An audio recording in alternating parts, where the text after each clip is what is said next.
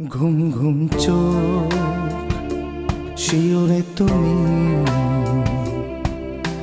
চোখের পাতা বোঝনি দেখেছি নির্ঘুম তোমায় যতবার চোখ মেলেছি আদরে মমতার চাদরে ছিলে আছো তুমি জানি শত সন্তানের জন্ম দিয়েছ তুমি পারো জননী সহস্র সন্তান যোগ্য সম্মান দিতে পারবে না জানি জননী তবু মমতায় নিঃস্বার্থ আলিঙ্গনে নিয়েছ জানি তুমি তাই মাগো সৃষ্টির সেরা আমার জননী।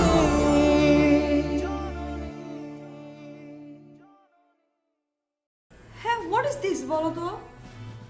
সবার চেহারা দেখে মনে হচ্ছিল তুমি যেন সবাইকে ফাঁসির রায় পড়ে শোনাচ্ছ। আশ্চর্য, তত ভাগ্য ভালো যে কথাগুলো আমি বলি না। মানে বলছিলাম আজই হঠাৎ করে আমাকে চায়নায় যেতে হবে, হঠাৎ করে শর্ট টাইমে এই ট্যুরটা ফিক্সড করা হয়েছে, তাই আপনাদের বলার সুযোগই পাইনি। আম্মু প্লিজ, আমি কথা বলছি না। আমি বলছি কেন আপনি মানুষকে সুযোগ করে দেন এসব কথা বলার? কেন সুযোগ করে দেন আপনি? সত্যি বলছি, যখন এসব কথা শুনে আমার একদম ভালো লাগে না এই বাড়িতে থাকতে। আচ্ছা সৃষ্টি, কালকে তুমি কার ফোন পেয়েছিলে বলো তো? একদম অস্থির হয়ে গিয়েছিলে যে সাগরের জ্বর এসেছে, সাগর মারা যাচ্ছে, কি হয়েছিল? এই কাপড়গুলো একটু ধুয়ে দিও তো। কি আশ্চর্য, ও কাপড় ধুতে যাবে কেন? রিনা প্লিজ, আমার কাজের মধ্যে ইন্টারফেয়ার করো না। তুমি তো সারাদিন গায়ে বাতাস লাগিয়ে ঘুরে বেড়াও। ভাবি প্লিজ, আমি কি করি না করি সেটা টোটালি আমার ব্যক্তিগত ব্যাপার, আর আমি চাই না আমার ব্যক্তিগত ব্যাপার নিয়ে এ বাড়িতে কেউ নাক করা। ওকে, আমি জাস্ট বলতে চাচ্ছিলাম একটা মেয়ে কদিন হলো মাত্র বিয়ে করে বাড়িতে এসেছে, ও কিভাবে কাপড় ধোবে? কি আশ্চর্য। রিনা, এটা খুব সামান্য একটা ব্যাপার, এটা নিয়ে বাড়িটাকে মাথায় তুলো না। সৃষ্টি যতদিন এই বাড়িতে আছে ততদিন ওকে টুকটাক বাড়ির কাজ করতে হবে। ভাবি, আমি তো বাড়ির কাজ সবসময় করতে চাই, আর এমনিতেও বাড়িতে বসে বসে আমি তো বোরই হচ্ছি, কোনো অসুবিধা নেই। এর জন্যই তো আমি তোমাকে টুকটাক সংসারের কাজে বিজি রাখতে চাই। মেয়ে হয়ে মেয়ের দুঃখ বুঝবো না তা কি হয় বলো? আমিও তো একটা মেয়ে। ভাবি, মানুষকে বোঝা আর তাকে বোঝানো সব মানুষের আপনার কাছ থেকে শেখা উচিত।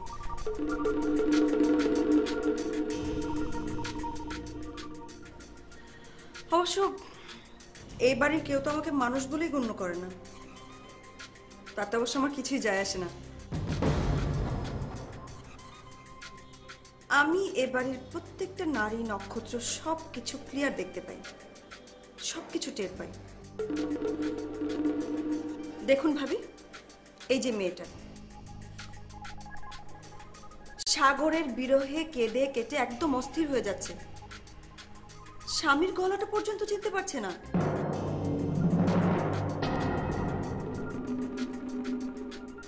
কার না কার ফোন পেয়ে একদম অস্থির হয়ে গেছে, আর আমাদের বাড়ির মানুষ কি করছে? ওর কথা শুনে একদম অস্থির হয়ে চিটাগাং অবধি চলে যাচ্ছিল। আচ্ছা ভাবি, আপনি মনে করে দেখুন তো, এ বাড়িতে আপনি কোনোদিন এত অ্যাটেনশন পেয়েছেন?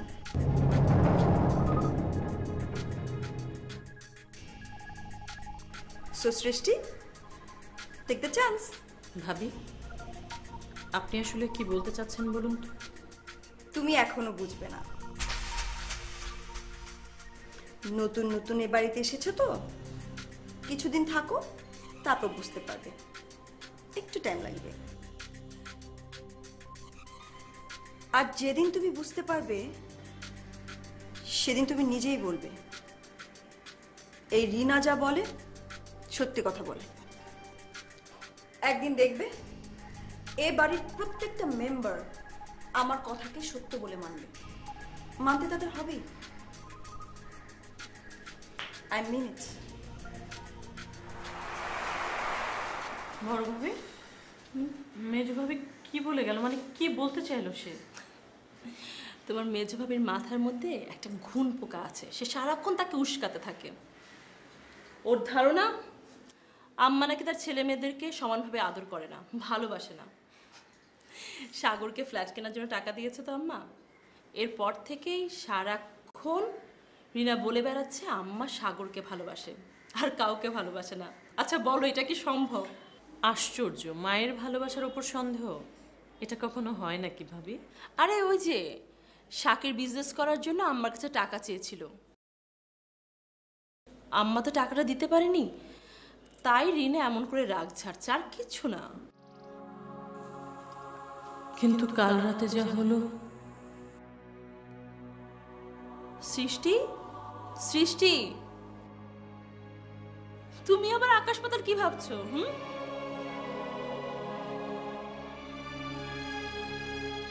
আম্মু, আম্মু এটা কারো দয়া দান নয়, আর সেরকম কিছু হলে নিশ্চয়ই আমি এখানে ইনভলভ হতাম না। এটা একটা বিজনেস, পার্টনারশিপ বিজনেস।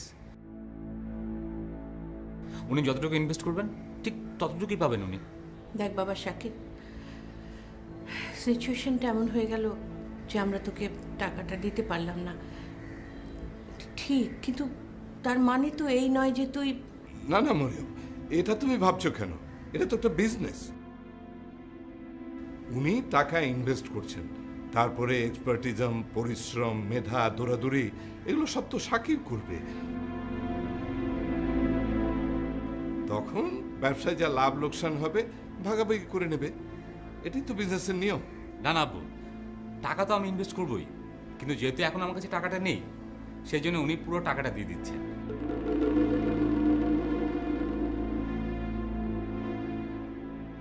আর যেদিনকে আপনারা টাকাটা দিয়ে দেবেন সেদিনকে আমি বিজনেসে ইনভেস্ট করব, আর তখন পার্টনারশিপের পুরো অংশটাই, মানে মেন অংশটা আমার হয়ে যাবে।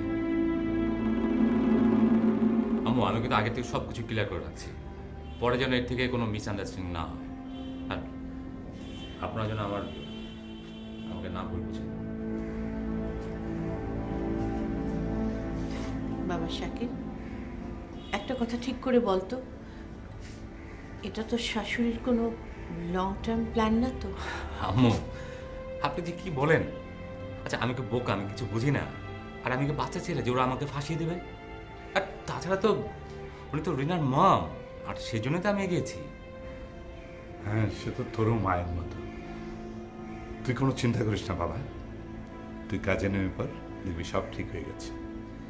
হ্যাঁ ঠিকই বলেছেন আম্মু। আসলে আমরা তো সবাই মানুষ, আর মানুষই তো মাঝে মধ্যে ভুলচুক করে বসে, তাই না? আমরা কি ভুল করেছি বলে তোর মনে হয়? আম্মু, তাহলে কালকে ঘটনাটাই বলি। সেরা বউ কম্পিটিশনে প্রাইজ দেওয়ার জন্য উনি একটা আংটি এনেছিলেন,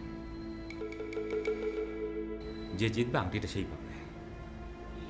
তো কম্পিটিশনে সৃষ্টি জিতল, প্রাইজটা তো সৃষ্টিটি পাওয়ার কথা ছিল। আপনি কি করলেন আম্মু? ওকে প্রাইজটা নিতে দিলেন না। আপনি কি এটা ঠিক করেছেন আম্মু?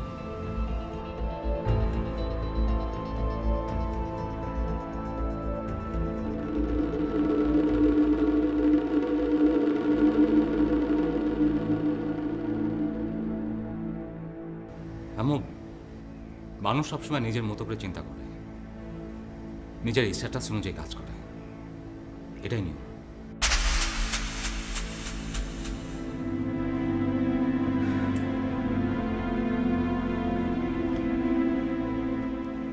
আমার মনে হয় এই আংটিটা সৃষ্টিকে দিয়ে দেওয়া উচিত।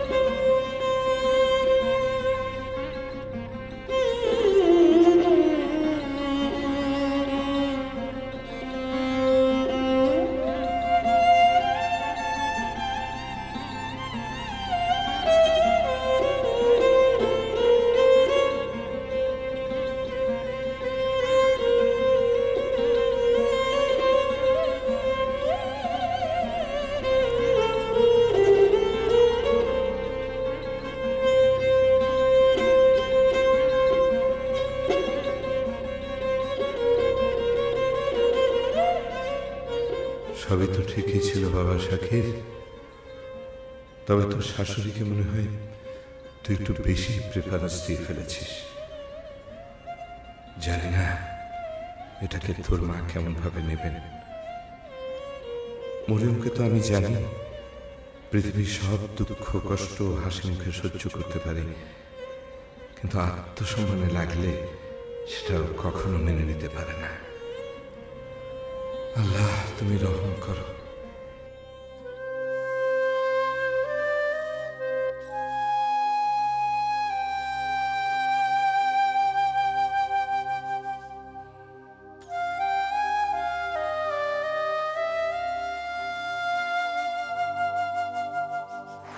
এই আজকে যে বিয়েটা হয়েছে এটা সম্পূর্ণ হয়েছে আম্মুর অর্ডারে।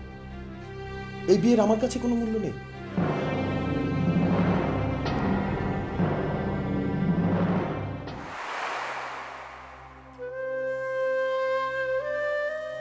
সাগর সাহেব, বিয়েটা কোনো তাসের ঘর না যে ইচ্ছে করলেই ফু দিয়ে ভেঙে দেওয়া যায়। আমি তোমার বউ, আইন আমাকে তোমার স্ত্রীর অধিকার দিয়েছে। আইন এই অধিকার কেউ কেড়ে নিতে পারবে না, কেউ না। শুনো, আমি পরিষ্কারভাবে বলে দিয়েছি আমি তোমার মামের সঙ্গে পার্টনারশিপে বিজনেস করছি। আর আম্মু? আম্মুকে বলেছো? আব্বু আম্মু দুজনকে বলেছি। আব্বু তো ভীষণ এক্সাইটেড। আব্বু বলেছে আমি যা করছি ঠিক করছি। এটা তো বিজনেস, প্রবলেম কোথায়? আমি কি ভেবেছিলাম জানো?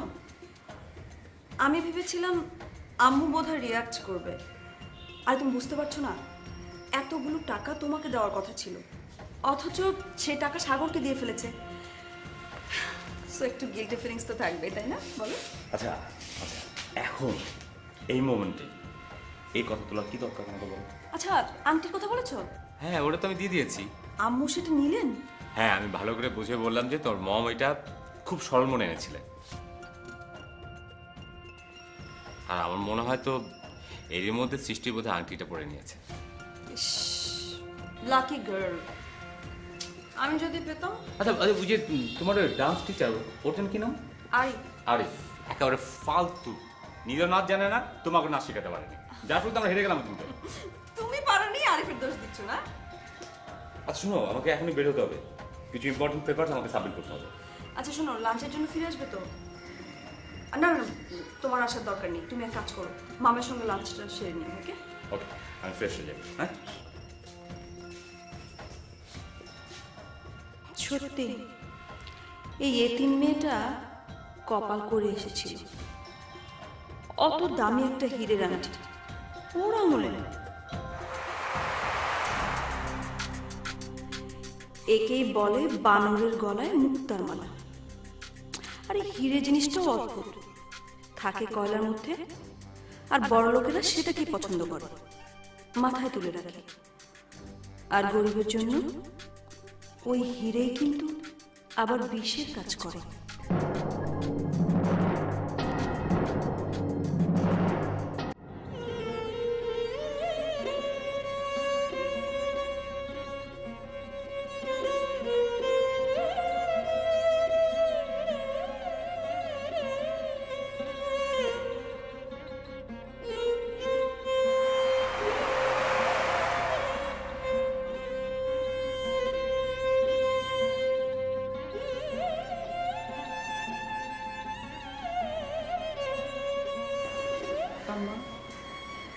আম্মা, সেহরির জন্য কি কি রান্না করবো? তো যা ইচ্ছে করো, ভালো লাগছে। আপনার শরীরটা কি খারাপ লাগছে?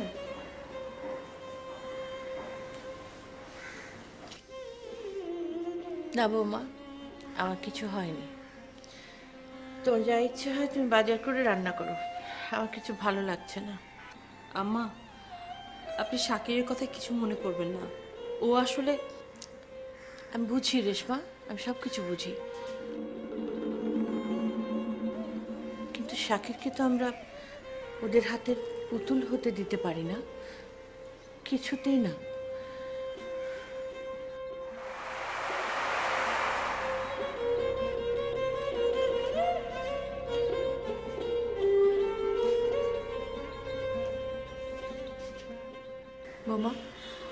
তুমি বাসার দিকে একটু খেয়াল রেখো, আমি একটু বাইরে থেকে আসছি। জি।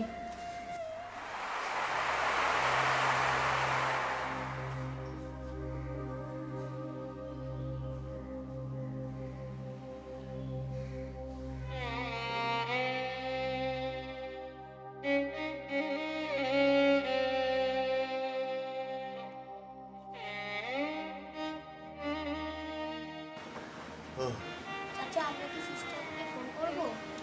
না না, ফোন করা দরকার নেই। ও টেনশন করবে। ওর ওর শ্বশুরবাড়িতে কত কাজ, কত ঝামেলা, ও টেনশন করবে। তোরা তোরা যারা একটু বড় আছিস, অন্য যারা ছোট আছে তাদের প্রতি একটু খেয়াল রাখবে, তাহলেই হবে। তাদের প্রতি খেয়াল রাখবে, তাহলেই হবে। সৃষ্টি, তোমার এই সুন্দর আঙুলে আমার মামের দেওয়া ওই গিফটটা পরে দেখাও তো একটু, কেমন দেখায় দেখি। আর ওই যে ওই আংটিটা। কোন আংটি ভাবি? ওরে বাবা, না জানার ভান করছো যে? Very clever. আরে বেস্ট বইয়ের অ্যাওয়ার্ড পেলে না তুমি ওই আংটিটা। ভাবি, ওই আংটিটা তো আম্মা আপনার মাকে আপনার সামনে ফিরিয়ে দিল, সেটা তো আপনি নিজের চোখে দেখেছেন। ওটা আমার কাছে আসবে কোত্থেকে? কি আশ্চর্য, আম্মু তোমাকে ওই আংটিটা দেননি? আর আংটির খবর সৃষ্টি জানবে কেমন করে? ওটা নিয়ে তো আম্মা বেরিয়ে গেল। কোথায় কোথায় আবার? যেখান থেকে এসেছিল সেখানে। আচ্ছা, তার মানে আবার জল ঘোলা হচ্ছে। ঠিক আছে, আমি এক্ষুনি মামাকে ফোন করছি।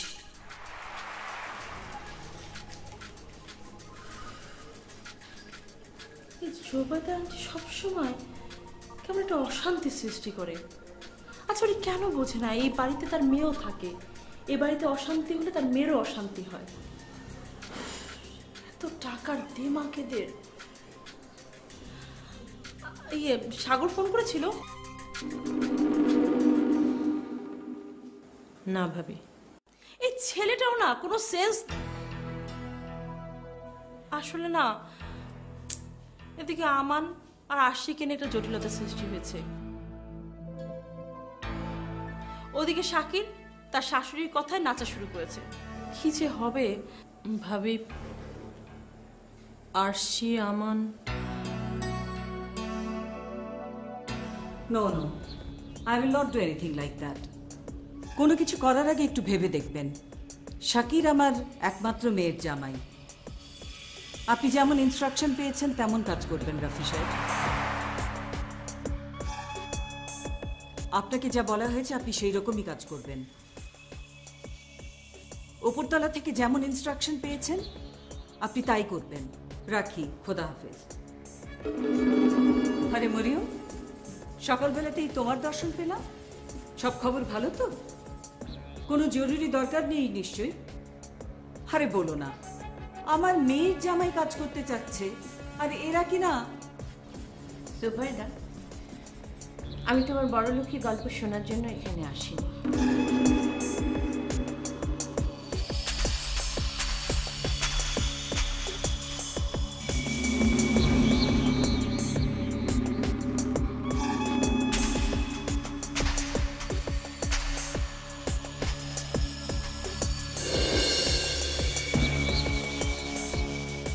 ডায়মন্ড, এটা এমন একটা জিনিস যে দেখে সেই পাগল হয়ে যায় পাওয়ার জন্য। আর এরা